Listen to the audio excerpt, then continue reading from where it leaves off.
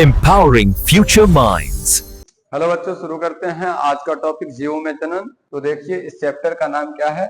जीवों में जनन। जीवों में जनन। इस टॉपिक से क्या क्या आने वाला है वो देख लेते हैं। जीवों में जनन ये चैप्टर का नाम है। इसका मुख्य जो टॉपिक है उसको हम लोग देखने वाले हैं। तो पहला टॉपिक क्या है इसका? जनन। तो जनन जो चैप्टर है भाई, इसमें कुछ नहीं विशेष है। आपको बस ध्यान रखना है कि इसके बारे में क्या है।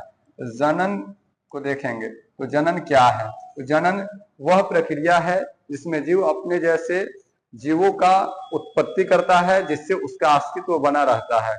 उसको दूसरे शब्दों में भी बहुत सारे डेफिनेशंस हैं, तो आप अपने अपने हिसाब से समझेंगे। प्रक्रिया है जनन, वह प्रक्रिया है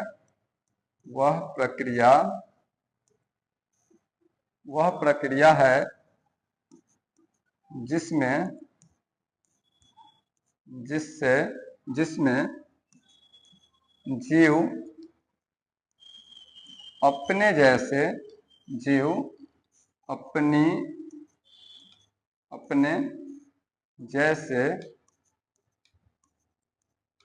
जीव अपने जैसे नए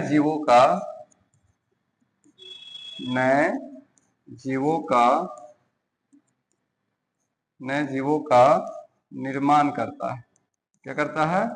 निर्माण करता है।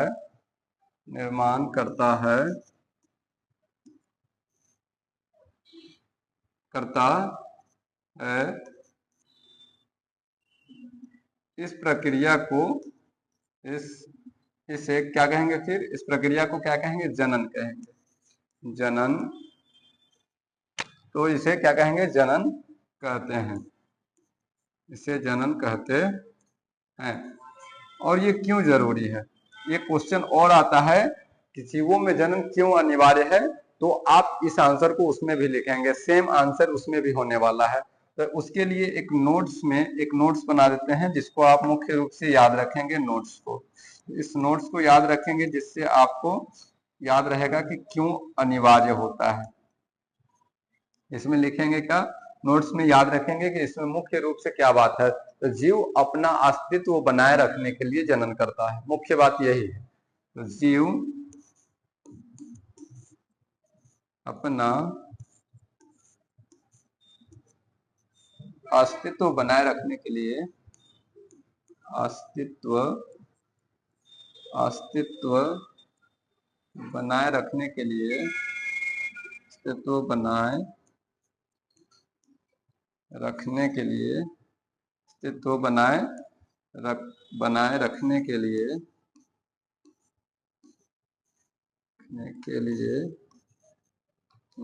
के लिए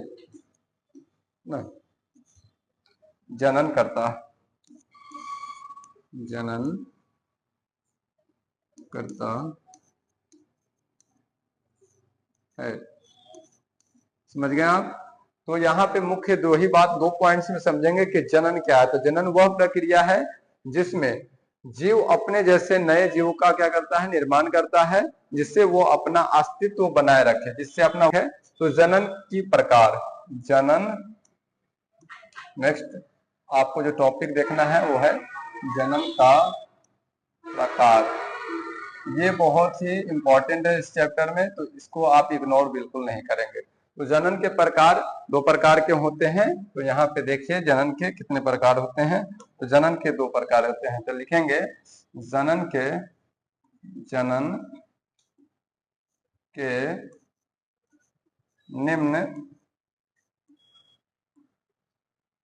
निम्न दो प्रकार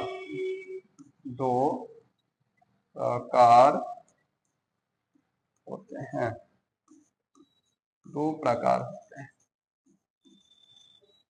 इस बात को ध्यान में रखेंगे। जनन के कितने प्रकार होते हैं? तो दो। पहला क्या होता है? तो यहाँ पे देख लीजिए, पहला जो होता है वो होता है अलैंगिक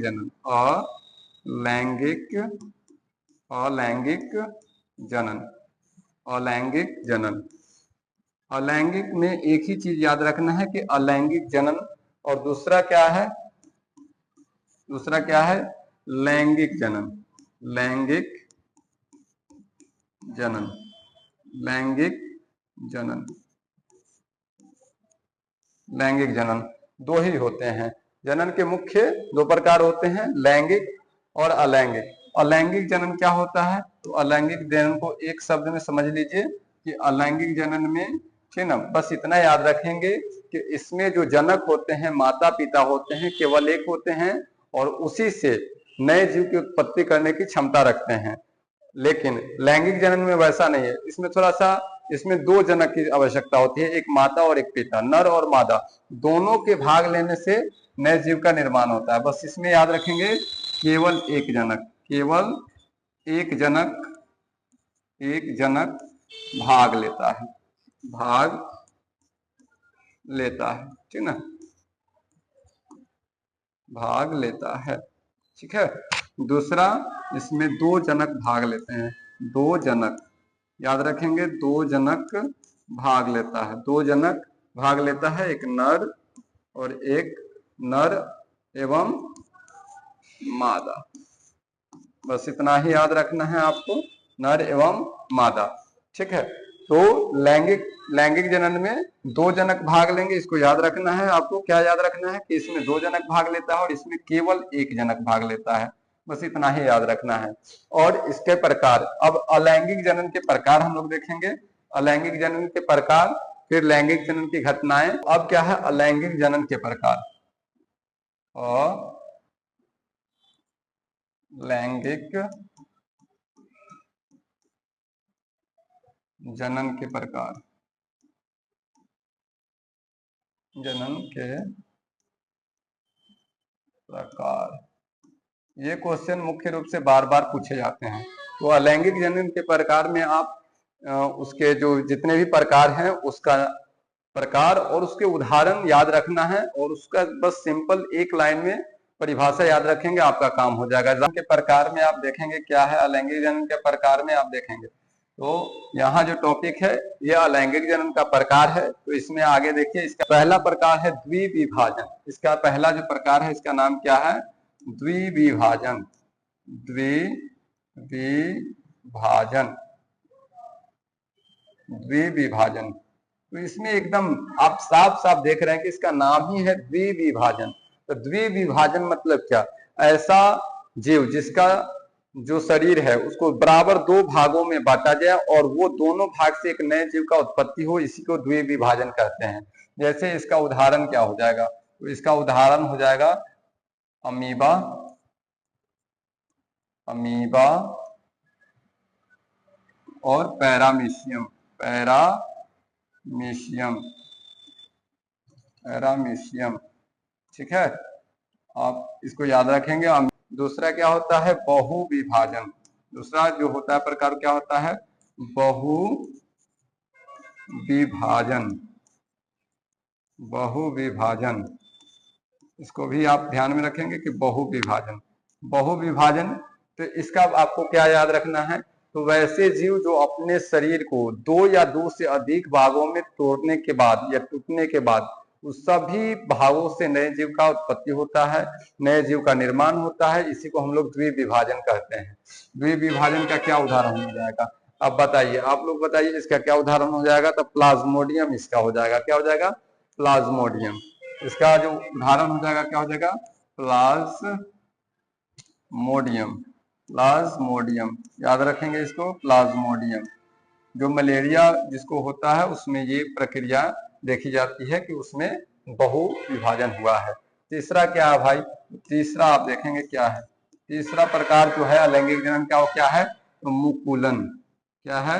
मुकुलन, मुकुलन। मुकुलन को कली बनना भी कहते हैं। क्या है? मुकुलन। मुकुलन का एकदम, मुकुलन क्या होता है? तो मुकुलन अपने जनक शरीर से उभार लेकर, उभार से एक नए जीव का उत्पत्ति कर लेता है, इसी को मुकुलन कहते हैं। तो इसको समझिए क्या होता है? तो इसको हो जाएगा हाइड्रा। इसका क्या उदाहरण हो जाएगा? हाइड्रा। इसका उदाहरण हो जाएगा हाइड्रा और ईस्ट। क्या हो जाएगा? हाइड्रा और ईस्ट। इसको पढ़ना है। तो इसका चौथा भाग क्या हो जाएगा? खंडन।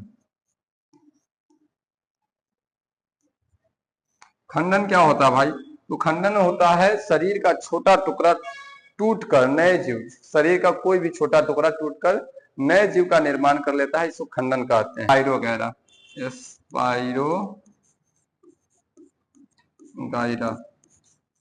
स्पाइरोगैरा, ये क्या है स्पाइरोगैरा? तो स्पाइरोगैरा एक शैवाल है, इस बात को ध्यान में रखेंगे।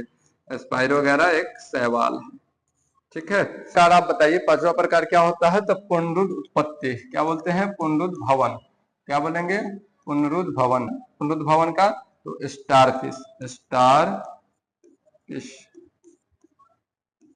स्टारफिश और इसका क्या हो जाएगा? एक और उदाहरण क्या हो जाएगा? स्टारफिश और एक हो जाएगा प्लेनेरिया,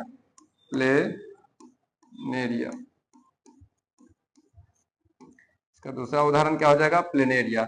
तो आप अलैंगिक जनन के प्रकार देख चुके हैं और उसके उदाहरण देख चुके हैं। ये उसका हो जाएगा प्रकार और ये हो जाएगा उसका उदाहरण। ये हो गया प्रकार, ये हो गया इसका क्या? प्रकार, और ये हो गया उदाहरण। तो आप देखिए कि इसमें उदाहरण में तो द्विविभाजन का उदाहरण क्या हो जाएगा? अमीबा और पैरामीशियम। द्विविभाजन उसे कहते हैं जो जीव अपने शरीर को दो बराबर में भागों में बांटकर एक नए जीव का निर्माण करता है, जो दोनों क्या हो जाएगा? अमीबा और पैरामीशियम। बहुविभाजन, वैसा जीव जो अपने शरीर को कई खंडों में, दो या उससे ज्यादा खंडों में तोड़कर नए जीव का निर्माण करता है, उसको बहुविभाजन कहते हैं। उसका उदाहरण क्या हो जाएगा? प्लाज्मोडियम। उसके बाद है मुकुलन। मुकुलन वो होता है जो जनक शरीर के ऊपर एक उभार से नए जीव का निर्माण होता है, उसे मुकुलन कहते हैं। इसका उदाहरण क्या हो जाएगा? हाइड्रा और ईस्ट। चौथा क्या है? खंडन। तो खंडन क्या होता है? तो जनक शरीर के कोई भी भाग टूटकर उससे नए जीव का निर्माण होता है, उसे खंडन कहते हैं। तो ध्यान रखेंगे, इसका उदाहरण क्या हो जाएगा? स्पाइरोगैरा। स्पाइरोगैरा क्या है? एक शैवाल है। उसके बाद है पुनरुद्ध भवन। पुनरुद्ध भवन क्या होता है? तो ये पुनरुद्ध भवन मतलब क्षतिग्रस्त जीव, जो क्षतिग्रस्त जीव है उसके जितने भी टुकड़े हुए हैं उससे एक नए जीव का निर्माण होगा, उसे क्या बोलते हैं? पुनरुद्ध भवन। जिसका उदाहरण हो जाएगा स्टारफिश और प्लेनेरिया।